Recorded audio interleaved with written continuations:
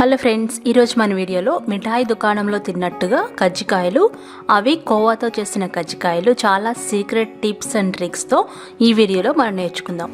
ఈ వీడియోని మీరు చివరి వరకు చూసినట్లయితే యాజ్ ఇట్ ఈస్గా స్వీట్ స్టాల్లో తయారు చేసినట్టుగా కజ్జికాయలు మీరు చేసేస్తారు.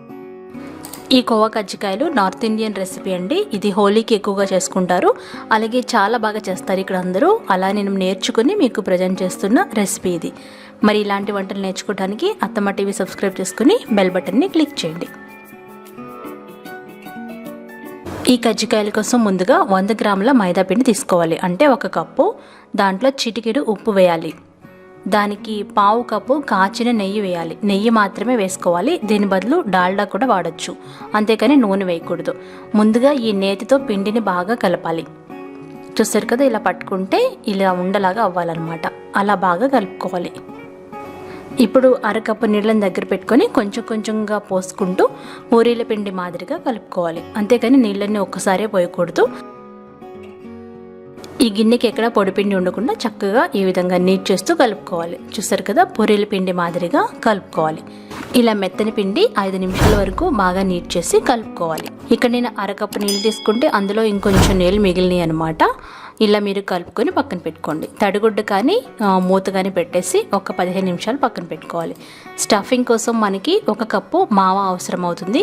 ఇది ఎలా తయారు చేయాలో నా డిస్క్రిప్షన్ బాక్స్లో చూడండి, లేదా స్వీట్ స్టాల్స్లో దొరికే పచ్చి కోవా కూడా మనం వాడుకోవచ్చు. 1/2 కప్పు పంచదార పొడి, అలాగే కజ్జికాయలు చేసుకునే గిద్ద అంటారు కదా ఇది, అలాగే 3 టేబుల్ స్పూన్ల ఎండు కొబ్బరి పొడి, 3 టేబుల్ స్పూన్ల బొంబాయి రవ్వ అంటే ఉప్మా రవ్వ, అలాగే మీ దగ్గర ఉన్న డ్రై ఫ్రూట్స్ ఏవైనా వేసుకోవచ్చు. ఇక్కడ కిస్మిస్లు, పిస్తాలు 2 టేబుల్ స్పూన్లు, అలాగే జీడిపప్పు, బాదం పప్పు 2 టేబుల్ స్పూన్లు.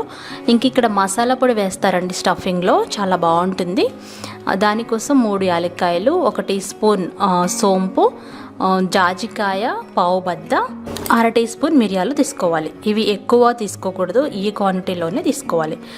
ఇప్పుడు యాలక్కాయలు కొద్దిగా దంచితే పైన ఉన్న తొక్కలు తీసేసి యాలక్కాయలు, అలాగే మనం తీసుకున్న మసాలాలన్నీ క్రష్ చేసుకోవాలి. ఈ జాజికాయని మాత్రం ఎక్కువ వేయకూడదు, ఇందులో పావు భాగం మాత్రమే వేసి బాగా దంచుకోవాలి. ఇలా కచ్చపచ్చగా దంచుకుంటే సరిపోతుంది. ఆ తర్వాత కొద్దిగా నెయ్యి వేడి చేసి ముందుగా బొంబాయి రవ్వని బాగా వేయించుకోవాలి. ఇది పచ్చివాసన పోయేంత వరకు వేయించాలి. బొంబాయి రవ్వ అంటే ఉప్మా రవ్వ. ఆ తర్వాత ఎండు కొబ్బరి పొడి కూడా వేసి బాగా వేయించాలి. మీడియం ఫ్లేమ్లో పెట్టుకొని వేపుకోవాలి, లేదంటే మాడిపోతుంది. అందులో మనం కట్ చేసి పెట్టుకున్న డ్రై ఫ్రూట్స్ అన్నీ వేసుకొని ఒక 2 నిమిషాలు వేయించుకోవాలి.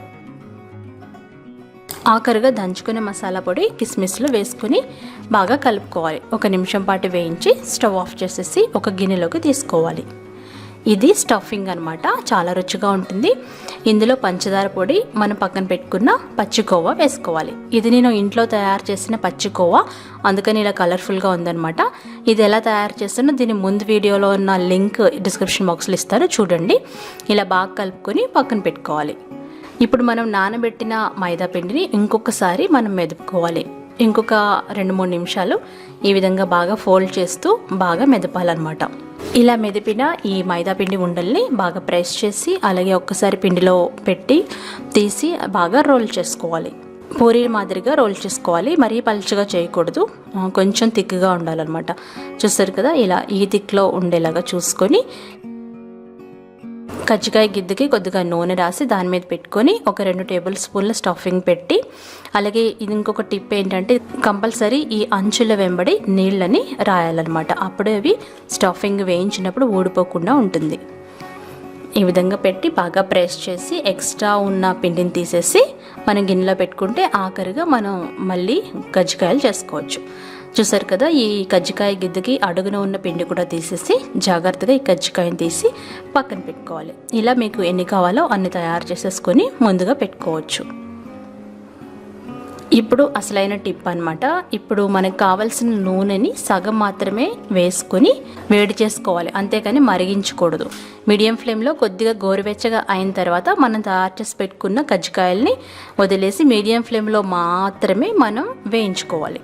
చూసారు కదా, జాగ్రత్తగా అవి వేగుతూ ఉంటాయి. దాదాపు 10 నిమిషాల వరకు పడుతుంది టైము. ఎందుకంటే ఇవి మనకి చక్కగా తెంచినప్పుడు చక్కగా లేయర్స్గా రావాలి అంటే ఖచ్చితంగా మీడియం ఫ్లేమ్లో మాత్రమే మనం వేపుకోవాలి. అలాగే నూనె కాగిపోకూడదు, నూనె గోరువెచ్చగా ఉండాలి. ఆ నూనెతో పాటుగా ఈ కజ్జికాయలు వేగాలన్నమాట. చూసారు కదా, మంచి గోల్డెన్ కలర్ వచ్చిన తర్వాత రెండు వైపులా వేయించుకొని సర్వ్ చేసుకోవచ్చు. మరికొన్ని కజ్జికాయలు వేయించిన తర్వాత నూనె వేడైపోతుంది కదా, అప్పుడేం చేయాలి? అప్పుడే ఇంపార్టెంట్ టిప్ అనమాట. అందులో మనం పక్కన పెట్టుకున్న మామూలుగా చల్లగా రూమ్ టెంపరేచర్లో ఉన్న నూనెని పోసుకోవాలి. అప్పుడు నూనె మనం మళ్ళీ గోరువెచ్చగా చేసేసినట్టు అవుతుంది, అంతేకాని బాగా వేడిగా ఉండదు అనమాట. ఇలా మనం కవర్ చేసుకుంటూ నూనెని బాగా వేడి కాకుండానే మనకు కావాల్సిన కజ్జికాయలన్నీ వేపుకోవాలి. అర్థమైందా ఇంపార్టెంట్ టిప్? ఇలా పిండి కలుపుకొని ఈ టిప్ మీరు పాటించినట్లయితే యాజ్ ఇట్ ఈస్గా నార్త్ ఇండియన్ స్టైల్లో కోవా కజ్జికాయలు చాలా రుచిగా చేసేస్తారు. ఇవి బాగా చల్లారిన తర్వాత ఎయిర్ టైట్ బాక్స్లో పెట్టుకుంటే 15 రోజుల వరకు నిలువ ఉంటాయి. ఈ వీడియో మీకు నచ్చినట్లయితే లైక్ చేయండి, షేర్ చేయండి, కామెంట్ చేయండి.